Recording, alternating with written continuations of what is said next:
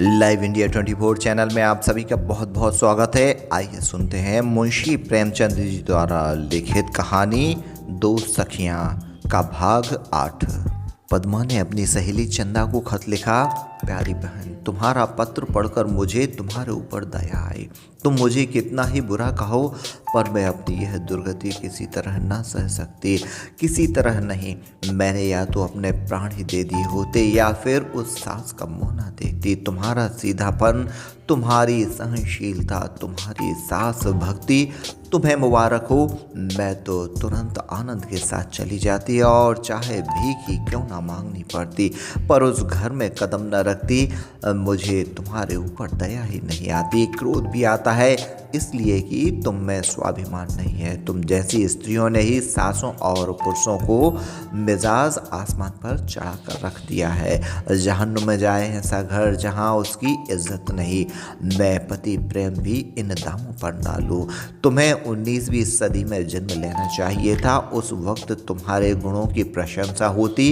इस स्वाधीनता और नारी स्वत्व के नवगुण में तुम केवल प्राचीन इतिहास हो। यह सीता और दमयंती का युग नहीं। पुरुषों ने बहुत दिनों तक राज्य किया, अब स्त्री जाति का राज्य होगा, मगर अब तुम्हें अधिक न कोसूंगी। अब मेरा हाल सुनो। मैंने सोचा था पत्रों में अपनी बीमारी का समाचार छपवा दूंगी, लेकिन फिर ख्याल आया यह समाचार छपते ही मित्रों का तांता लग जाएगा। कोई मिजाज पूछने आएगा, कोई देखने आएगा। फिर मैं कोई महारानी तो हूँ नहीं जिसकी बीमारी का बुलेटिन रोजाना छापा जाए। न जाने लोगों के दिल में कैसे कैसे विचार उत्पन्न हो। यह सोचकर मैंने पत्र में छपवाने का विचार छोड़ दिया। दिन भर मेरे चित्त की क्या दशा रही लिख नहीं सकती। अभी मन में आता जहर खा लूं, कभी सोचती कभी उड़ जाऊं। विनोद के संबंध में भांति भांति की शंकाएं होने लगीं। अब मुझे ऐसी कितनी ही बातें याद आने लगी। जब मैंने विनोद के प्रति उदासीनता का भाव दिखाया था, मैं उससे सब कुछ लेना चाहती थी, देना कुछ ना चाहती थी। मैं चाहती थी कि वह आठों पहर भ्रमर की भांति मुझ पर मंडराते रहें, पतंग की भांति मुझे घेरे रहें। उन्हें किताबों और पत्रों में मग्न बैठे देखकर मुझे झुंझलाहट होने लगती थी। मेरे अधिकांश समय अपने ही बनाए श्रृंगार में कट जाता था। उनके विषय में मुझे कोई चिंता ही न होती थी। अब मुझे मालूम हुआ कि सेवा का महत्व रूप से कहीं अधिक है और रूप मन को मुग्ध कर सकता है, पर आत्मा को आनंद पहुंचाने वाली कोई दूसरी ही वस्तु है। इस तरह एक हफ्ता गुजर गया। मैं प्रातः काल नए के जाने की तैयारियां कर रही थी। यह घर फाड़े खाता था कि सहसा डांकी ने मुझे एक पत्र ला कर दिया। मेरा हृदय धक धक करने लगा। मैंने कांपते हुए हाथों से पत्र लिया, पर सिरनामे पर विनोद की परिचित हस्तलिपि न थी। लिपि किसी स्त्री की थी, उसमें संदेह न था, पर मैं उससे सर्वथा अपरिचित थी। मैंने तुरंत पत्र खोला और नीचे की तरफ देखा तो चौंक पड़ी, और वह कुसुम का पत्र था। मैंने एक ही सांस में सारा पत्र पढ़ लिया था। लिखा था, बहन, विनोद बाबू 3 दिन यहाँ रहकर बम्बई चले गए, शायद विलायत जाना चाहते हैं। 3-4 दिन बम्बई में रहेंगे। मैंने बहुत चाहा कि उन्हें दिल्ली वापस भेज दूं, पर वह किसी तरह नाराजी हुए। तुम उन्हें नीचे लिखे पते से तार दे दो। मैंने उनसे यह पता पूछ लिया था। उन्होंने तुम्हें पता ना देने के लिए मुझे ताकीद किया था, लेकिन तुमसे क्या पर्दा। तुम तुरंत तार दे दो, शायद रुक जाएं। वह बात क्या हुई मुझे विनोद ने तो बहुत पूछने पर भी नहीं बताई, पर वह दुखी बहुत थे। ऐसे आदमी को भी तुम अपना न बना सकी, इसका मुझे आश्चर्य है, पर मुझे इसकी पहली से ही शंका थी। और रूप और गर्भ में दीपक और प्रकाश का संबंध है। गर्भ रूप का प्रकाश है। मैंने पत्र रख दिया और उसी वक्त विनोद के नाम तार भेज दिया कि बहुत बीमार हूँ, तुरंत आओ। मुझे आशा थी कि विनोद तार द्वारा जवाब देंगे, लेकिन सारा दिन गुजर गया और कोई जवाब ना आया।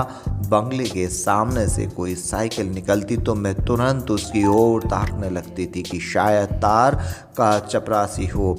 रात को भी मैं तार का इंतजार करती रही। तब मैंने अपने मन को इस विचार से शांत किया कि विनोद आ रहे हैं, इसलिए तार भेजने की ज़रूरत ज़रूरत ना समझी होगी। अब मेरे मन में फिर शंकाएं उठने लगीं। विनोद कुसुम के पास क्यों गए? कहीं कुसुम से उन्हें प्रेम तो नहीं है? कहीं उसी प्रेम के कारण तो वह मुझसे विरक्त नहीं हो गए? कुसुम कोई कौशल तो नहीं कर रही है? उसे विनोद को अपने घर ठहरने का अधिकार ही क्या था? यह विचार मेरे मन में बहुत शुद्ध हो उठा। कुसुम पर क्रोध आने लगा। अवश्य दोनों में बहुत दिनों से पत्र व्यवहार होता रहा होगा। मैंने फिर कुसुम का पत्र पढ़ा और उसकी प्रत्येक शब्द में मेरे लिए कुछ सोचने की सामग्री रखी हुई थी। निश्चय किया कि कुसुम को एक पत्र लिखकर खूब कोसूं। आधा पत्र लिख भी डाला पर उसे फाड़ डाला। उसी वक्त विनोद को एक पत्र लिखा, तुमसे कभी भेंट होगी तो वह पत्र दिखलाऊंगी। जो कुछ मुंह में आया बक डाला। लेकिन इस पत्र की भी वही दशा हुई जो कुसुम के पत्र की हुई थी। लिखने के बाद मालूम हुआ कि वह किसी विक्षिप्त हृदय की बकवास है। मेरे मन में यही बात बैठती जाती थी कि वह कुसुम के पास हैं और वही छलनी उन पर अपना जादू चला रही है। यह दिन भी बीत गया। डाकिया कई बार आया पर मैंने उसकी ओर आंख भी नहीं उठाई। चंदा, मैं नहीं कह सकती मेरा हृदय कितना तिलमिला रहा था। अगर कुसुम उस समय मुझे मिल जाती तो मैं न जाने क्या कर डालती। रात को लेटे लेटे ख्याल आया कहीं वह यूरोप न चले गए हों। जी बेचैन हो उठा। सिर में ऐसा चक्कर आने लगा मानो पानी में डूबी जाती हूँ। अगर वह यूरोप चले गए तो फिर कोई आशा नहीं। मैं उसी वक्त उठी और घड़ी पर नज़र डाली।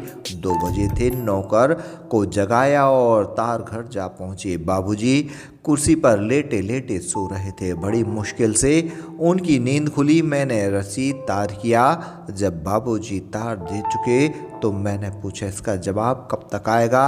बाबू ने कहा, यह प्रश्न किसी ज्योतिषी से कीजिए, कौन जानता है और वह कब जवाब दें। तार का चपरासी जबरदस्ती तो उनसे जवाब नहीं लिखा सकता। अगर कोई और कारण ना हो तो 8-9 बजे तक जवाब आ जाना चाहिए।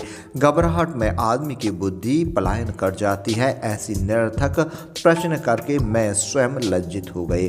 बाबूजी ने अपने मन में मुझे कितना मूर्ख समझा होगा। खैर, मैं वही एक बेंच पर बैठ गई और तुम्हें विश्वास ना आएगा 9 बजे तक वहीं बैठी रही। सोचो कितने घंटे हुए, पूरे 7 घंटे। सैकड़ों आदमी आए और गए पर मैं वहीं जमी रही। जब तार का डमी खटखटाता मैं हृदय में धड़कन होने लगती, लेकिन इस भय से कि बाबूजी झल्ला ना उठे कुछ पूछने का साहस ना करती थी। जब दफ्तर की घड़ी में 9 बजे तो मैंने डरते डरते बाबूजी से पूछा, क्या अभी तक जवाब नहीं आया? बाबू ने कहा, आप तो यहीं बैठी हैं, जवाब आता तो क्या मैं खा डालता?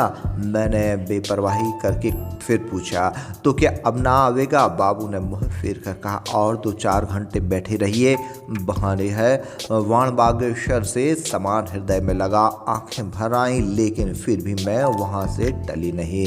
अब भी आशा बंधी हुई थी कि शायद जवाब आ जाए। जब 2 घंटे और गुजर गए तब मैंने निराश हो गई। हाय, विनोद ने मुझे कहीं का न रखा। मैं घर चली गई तो आंखों से आंसू की झड़ी लगी हुई थी। रास्ता न सूझता था। सहसा पीछे से एक मोटर का हॉर्न सुनाई दिया। मैं रास्ते से हट गई। उस वक्त मन में आया, इसी मोटर के नीचे लेट जाऊं और जीवन का अंत कर लूं। मैंने आंखें पहुंचकर मोटर की ओर देखा। भुवन बैठा हुआ था और उसकी बगल में बैठी थी कुसुम। ऐसा जान पड़ता था मानो अग्नि की ज्वाला मेरे पैरों से समाकर सिर में निगल गई। मैं उन दोनों की निगाहों से बचना चाहती थी, लेकिन मोटर रुक गई और कुसुम उतरकर मेरे गले से लिपट गई। भुवन चुपचाप मोटर में बैठा रहा, मानो मुझे जानता ही। निर्दयी धूर्त। कुसुम ने पूछा, मैं तुम्हारे पास जाती थी बहन, वहाँ से कोई खबर आई? मैंने बात टालने के लिए कहा, तुम कब आए? भुवन के सामने मैं अपनी विपत्ति कथा न कहना चाहती थी। कुसुम ने पूछा, आओ कार में बैठ जाओ। मैंने कहा, नहीं, मैं चली जाऊंगी, अवकाश मिले तो एक बार चली आना। कुसुम ने मुझसे आग्रह न किया, कार में बैठकर चल दी। मैं खड़ी ताकती रह गई। यह वही कुसुम है या कोई और? कितना बड़ा अंतर हो गया। मैं घर चली तो सोचने लगी, भुवन से इसकी जान पहचान कैसे हुई? कहीं ऐसा तो नहीं है कि विनोद ने इसे मेरी टोह लेने को भेजा हो? भुवन से मेरे विषय में कुछ पूछने तो नहीं आई है। मैं घर पहुंचकर बैठी ही थी कि कुसुम आ पहुंची। अब की वह मोटर में अकेली न थी, विनोद बैठे हुए थे। मैं उन्हें देखकर ठिठक गई। चाहिए तो यह था कि मैं दौड़कर उनका हाथ पकड़ लेती और मोटर से उतार लाती, लेकिन मैं जगह से हिली तक नहीं। मूर्ति की भांति अचल बैठी रही। मेरी माननीय प्रकृति अपना उद्दंड स्वरूप दिखाने के लिए विकल हो उठी थी। एक क्षण में कुसुम ने विनोद को उतारा और उनका हाथ पकड़े हुए ले आए। उस वक्त मैंने देखा कि विनोद का मुख बिल्कुल पीला पड़ गया है और वह इतने अशक्त हो गए हैं कि अपने सहारे खड़े भी नहीं हो सकते। मैंने घबरा कर पूछा, क्यों, तुम्हारा यह क्या हाल है? कुसुम ने कहा, हाल पीछे पूछ रहे, जरा इनकी चारपाई चटपट बिछा दो और थोड़ा सा दूध मंगवा दो। मैंने तुरंत चारपाई बिछवाई और विनोद को उस पर लिटा दिया। दूध तो रखा ही हुआ था। कुसुम उस वक्त मेरी स्वामिनी बनी हुई थी। मैं उसके इशारों पर नाच रही थी। चंदा, इस वक्त मुझे ज्ञात हुआ कि कुसुम पर विनोद को जितना विश्वास है वह मुझ पर नहीं। मैं इस योग्य हूँ ही नहीं। मेरा दिल सैकड़ों प्रश्न पूछने के लिए तड़पता रहता था, लेकिन कुसुम एक पल के लिए भी विनोद के पास से न टलती थी। मैं इतनी मूर्ख हूँ कि अवसर पाने पर दशा में भी मैं विनोद से प्रश्नों का तांता बांध देती। और विनोद को जब नींद आ गई, मैंने आंखों से आंसू भरकर कुसुम से पूछा, बहन, इन्हें क्या शिकायत है? मैंने तार भेजा, उसका जवाब नहीं आया। रात 2 बजे एक जरूरी की जवाबी तार भेजें। 10 बजे तक तार घर में बैठी जवाब की राह देखती रही और वहीं से लौट रही थी जब तुम रास्ते में मिली। यह तुम्हें कहाँ मिल गए? कुसुम मेरे हाथ पकड़कर दूसरे कमरे में ले गई और बोली, पहले तुम यह बताओ कि भुवन का क्या मामला था? देखो, साफ कहना। मैंने आपत्ति करते हुए कहा, कुसुम, तुम यह प्रश्न पूछकर मेरे साथ अन्याय कर रही हो। तुम्हें खुद समझ लेना चाहिए था कि इस बात को कोई सार नहीं। विनोद को केवल भ्रम हो गया है, बिना किसी कारण के। मैंने कहा, हाँ, मेरी समझ में तो कोई कारण ना था। वह बोली, मैं इसे नहीं मानती। यह हो नहीं सकता कि विनोद को जलाने, चिढ़ाने और जगाने के लिए तुमने यह स्वांग रचा था। कुसुम की सूझ पर चकित होकर मैंने कहा, और वह केवल दिल लगी थी। तुम्हारे लिए दिल लगी थी, विनोद के लिए वज्राघात था। तुमने इतने दिनों में उसके साथ रहकर भी उन्हें नहीं समझा। तुम्हें अपने बनाव संवार के आगे उन्हें समझने की कहाँ फुर्सत? कदाचित तुम समझती हो कि तुम्हारी यह मोहनी मूर्ति ही सब कुछ है। मैं कहती हूँ इसका मूल्य 2-4 महीने के लिए हो सकता है, स्थायी वस्तु कुछ और ही है। मैं अपनी भूल स्वीकार करते हुए कहा, विनोद को मुझसे कुछ पूछना तो चाहिए था। कुसुम ने हंसकर कहा, यही तो वह नहीं कर सकते। तुमसे ऐसी बात पूछकर उनके लिए असंभव है। वह इन प्राणियों में है जो स्त्री की आंखों से घिरकर जीते नहीं रह सकते। स्त्री या पुरुष किसी के लिए भी वह किसी प्रकार का धार्मिक या नैतिक बंधन नहीं रखना चाहते। वह प्रत्येक प्राणी के लिए पूर्ण स्वाधीनता के समर्थक हैं। मन और इच्छा के सिवा वह कोई और बंधन स्वीकार नहीं करते। इस विषय पर मेरी उनसे खूब बातें हुई हैं। खैर, मेरा पता उन्हें मालूम था ही। यहाँ से सीधे मेरे पास पहुँचे। मैं समझ गई कि आपस में पटी नहीं। मुझे तुम्हीं पर संदेह हुआ। मैंने पूछा, क्यों? मुझ पर तुम्हें क्यों संदेह हुआ? इसलिए कि मैं तुम्हें पहले देख चुकी थी। अब तो तुम्हें मुझ पर संदेह नहीं। मैंने कहा, नहीं, मगर इसका कारण तुम्हारा संयम नहीं, परंपरा है। मैं इस समय स्पष्ट बातें कर रही थी, इसके लिए क्षमा करना। वह बोली, तुम समझती हो कि मुझे विनोद से प्रेम नहीं, विनोद से तुम्हें जितना प्रेम है उससे अधिक अपने आप से है। कम से कम 10 दिन पहले यही बात थी, अन्यथा यह नौबत ही नहीं आते। विनोद यहाँ से सीधे मेरे पास गए और 2-3 दिन रहकर मुंबई चले गए। मैंने बहुत पूछा पर कुछ बतलाया नहीं। वह उन्होंने एक दिन विष खा लिया। मेरे चेहरे का रंग उड़ गया। बम्बई पहुँचते उन्होंने मेरे पास एक खत लिखा। उसमें यहाँ की सारी बातें लिखी और अंत में लिखा था, मैं इस जीवन से तंग तंग आ गया हूँ। अब मेरे लिए मौत के सिवा और कोई उपाय नहीं। मैंने एक ठंडी सांस ली। मैं यह पत्र पढ़कर घबरा गई और उसी वक्त बम्बई रवाना हो गई। जब वहाँ पहुँची तो विनोद को मरणासन पाया। जीवन की कोई आशा नहीं थी। मेरे एक संबंधी वहाँ डॉक्टर कहते हैं, उन्हें लाकर दिखाए तो वह बोले, इन्हें जहर खा लिया है, तुरंत दवा की ज़रूरत है। 3 दिन तक डॉक्टर साहब ने दिन को दिन और रात को रात न समझा और मैं तो एक क्षण के लिए विनोद के पास से ना हटी। 30वें दिन उनकी आंखें खुली। तुम्हारा पहला तार मुझे मिला था, पर उसका जवाब देने की किसी फुर्सत थी। 3 दिन और बम्बई रहना पड़ा। विनोद इतने कमज़ोर हो गए थे कि इतना लंबा सफ़र करना उनके लिए असंभव था। चौथे दिन मैंने जब उनसे यहाँ आने का प्रस्ताव किया तो बोले, मैं अब वहाँ न आऊँगा। जब मैंने बहुत समझाया तब इस शर्त पर राजी हुए कि मैं पहले आकर यहाँ की परिस्थिति देख जाऊँ।